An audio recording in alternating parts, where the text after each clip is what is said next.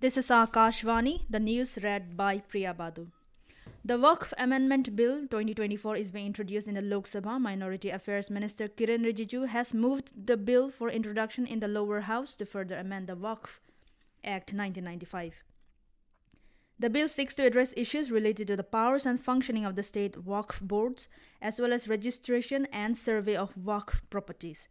Opposing the introduction of the bill, Congress TMC, Samajwadi Party, DMK, NCP, SP, Left, and others termed it as against the constitution and freedom of religion. Congress MP KC Venugopal objected to introduction of the bill, alleging that it is a draconian and an attack on federal structure of the country.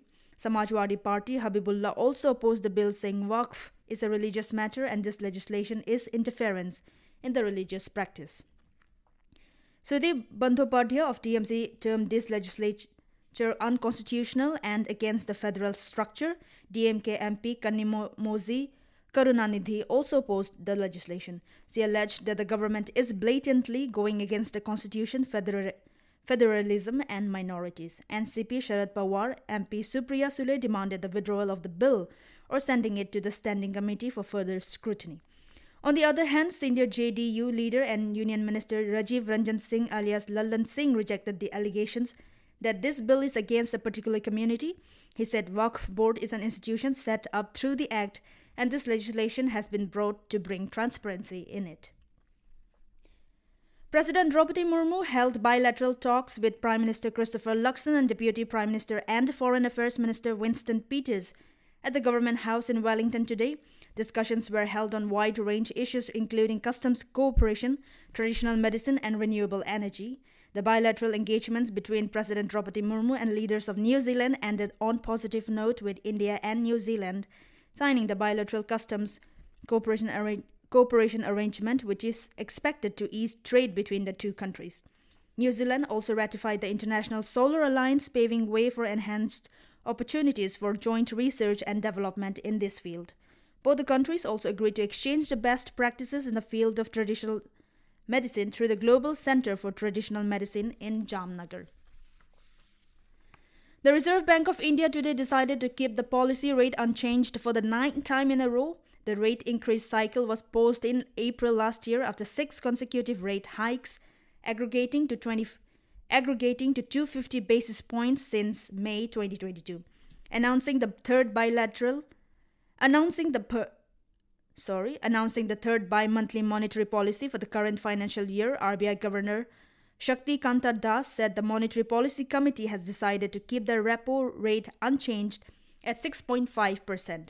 Consequently, the standing deposit facility rate remains at 6.25% and the marginal standing facility rate and the bank rate at 6.75%. Prime Minister Narendra Modi is scheduled to visit the landslide-ravaged Wayanad on Saturday. Preparations are underway in Kannur and Wayanad for the visit. Security meetings were held in Kannur and Wayanad today ahead of the visit. The Prime Minister is likely to conduct an aerial survey of the landslide-affected area of Wayanad. Meanwhile, about 500 army personnel drawn from the army units in Kerala and Karnataka have decided to return from Wayanad. A small team to strengthen the newly constructed Bailey Bridge and the helicopter search team will remain in Wayanad for a few more days. The armed forces were given a warm send-off at the district collectorate this afternoon. State Ministers P.A. Mohammad Riaz and A.K. Sasendran were among those who were present. Army personnel expressed gratitude for the support local people extended to them for the search and rescue operation, which went on for the past 9 days. In Bangladesh, the interim government headed by Nobel laureate Professor Muhammad Yunus will take oath tonight. Army Chief General Wakir-uz-Zaman said this yesterday in a media address. General Wakir hoped that the situation in the country will be normal within 3-4 days.